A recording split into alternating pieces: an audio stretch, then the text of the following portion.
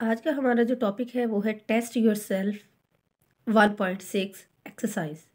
ठीक है, इसको यहाँ पे सिंप्लीफाई करके लिखा हुआ है और आप इसको जो है वो यहाँ से हेल्प लेके सॉर्ट आउट कर सकते हो। ठीक है, सबसे पहला क्वेश्चन जो है वो ये है, which term is use to represent the mass of 1 mole of molecules of a substance.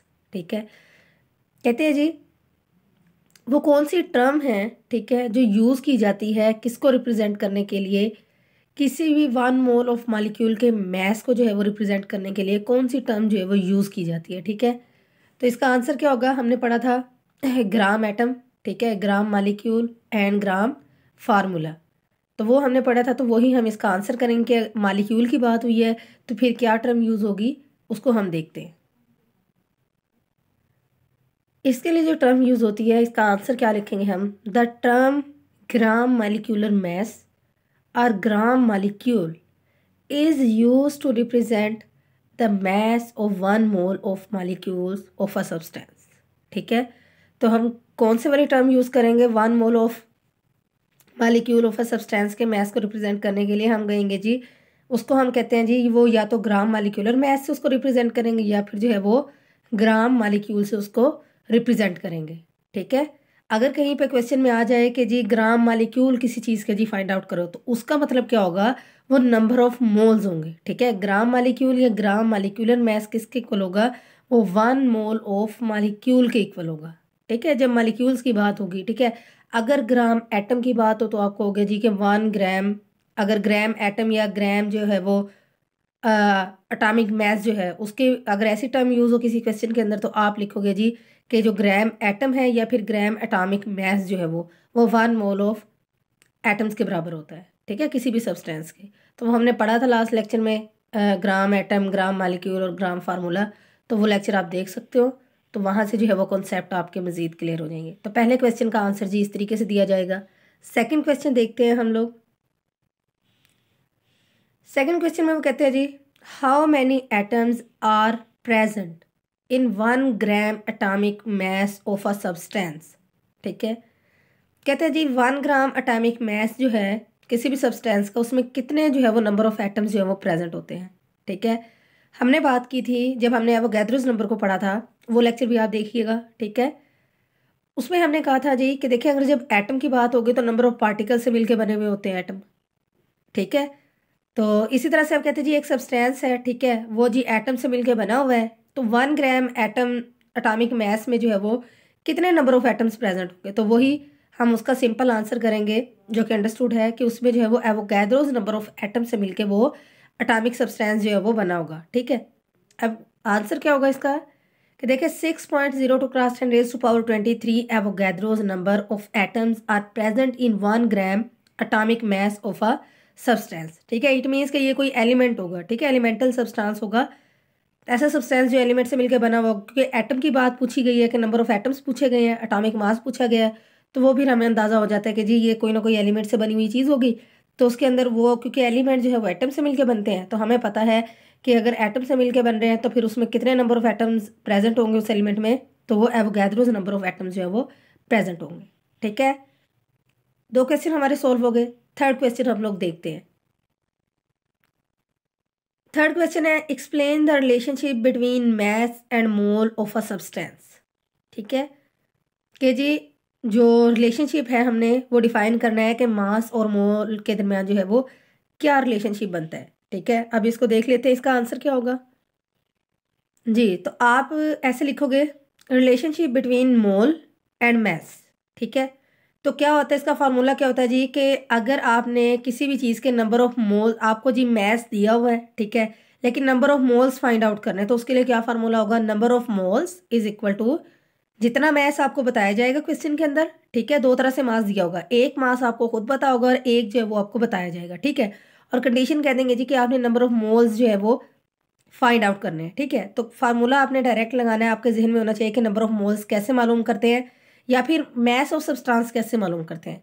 Let's see, formula हमारे पास है, number of moles is equal to known mass of a substance, ठीक है, divided by molar mass of the substance. Molar mass ये है कि आपको खुद से पता होना चाहिए, ठीक है, और आपको खुद से पता होगा कि वो एक एक एटम का जो मास होता है उसको सम अप करके उसका टोटल मास जो है वो आपके पास आ जाता है। कोई भी सब्सटेंस है, मॉलिक्यूल है, एटम है, एलिमेंट है, तो वो आपको पता होगा, ठीक है।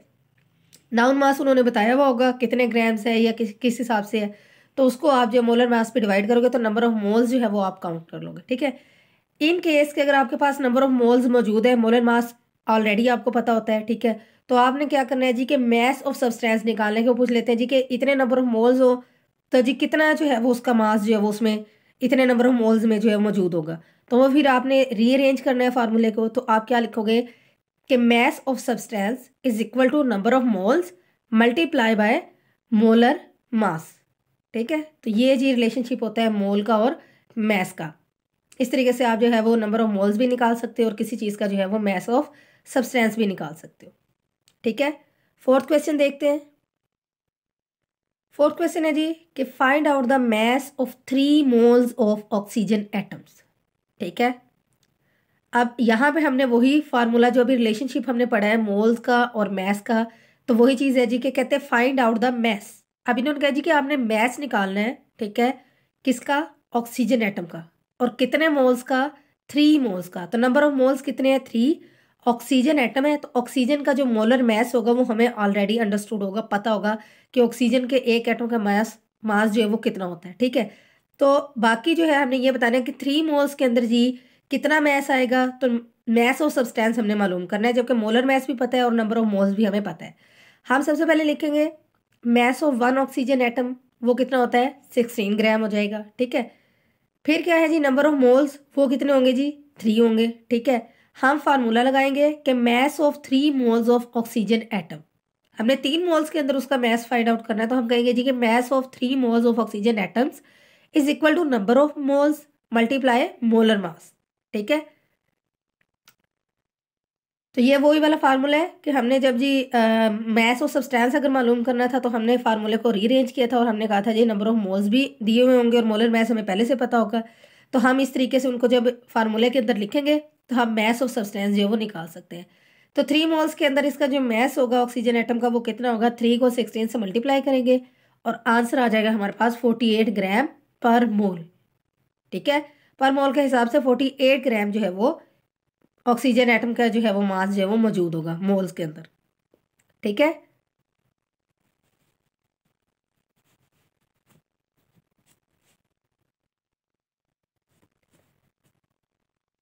अच्छा जी, अब जो है वो फिफ्थ क्वेश्चन देखते हैं। फिफ्थ क्वेश्चन है जी कि how many molecules of water are present in half mole of water, ठीक है। अब मॉलिक्यूल्स की पूछी गई है क्योंकि मॉलिक्यूल की बात हो रही है, वाटर मॉलिक्यूल है, ठीक है। तो कहते हैं जी अगर हाफ मोल हो वाटर का तो उसके अंदर कितने जो है वो मॉलिक्यूल्स ऑफ वाटर प्रेजेंट होंगे। तो इसके लिए अगेन हम वही फार्मूला यूज़ करेंगे, ठीक है। सबसे पहले हम लिखेंगे number of molecules in 1 mole of water, कि वाटर के 1 मोल में जो नंबर ऑफ मॉलिक्यूल्स होते हैं वो कितने होते हैं। तो वो हमें पता है कि वो एवोगैड्रोस नंबर ऑफ मॉलिक्यूल्स होते हैं 1 मोल ऑफ वाटर में, तो वो कितने हो जाएंगे 6.02 क्रॉस 10 रेज टू पावर 23। उसके बाद हम लिखेंगे number of molecules in half mole of water, ठीक है। अब हाफ मोल कितना होता है, 1/2 जो है वो हाफ होता है किसी भी चीज़ का, ठीक है। तो हम क्या करेंगे 1/2 मल्टीप्लाई कर देंगे एवोगैड्रोस नंबर के साथ, ठीक है। तो फिर क्या हो जाएगा कि 6.02 cross 10 raise to power 23 divided by 2। इससे जब इसको जो है वो 2 से डिवाइड करेंगे तो हमारे पास आंसर आ जाएगा 3.01 क्रॉस 10 रेज टू पावर 23, ठीक है। सिंपल सी बात है कि वाटर के 1 मोल के अंदर जो है वो एवोगैड्रोस नंबर ऑफ जो मॉलिक्यूल्स के जो है वो मौजूद होते हैं, ठीक है। अब हाफ मोल में कितने होंगे, तो वो चीज़ जो है वो हाफ रह जाएगी अगर सिंपल सी बात कर, लेकिन हमने उसको फार्मूले के थ्रू करना होता है तो वो फिर इस तरह से जी हम उसको सिंप्लीफाई करके उसको दिखा देते हैं, ठीक है। तो ये था जी हमारी पूरी एक्सरसाइज जो है वो 1.6। जो चीज़ भी समझ में ना आए आप उसको कमेंट में पूछ सकते हैं, ठीक है। ओके।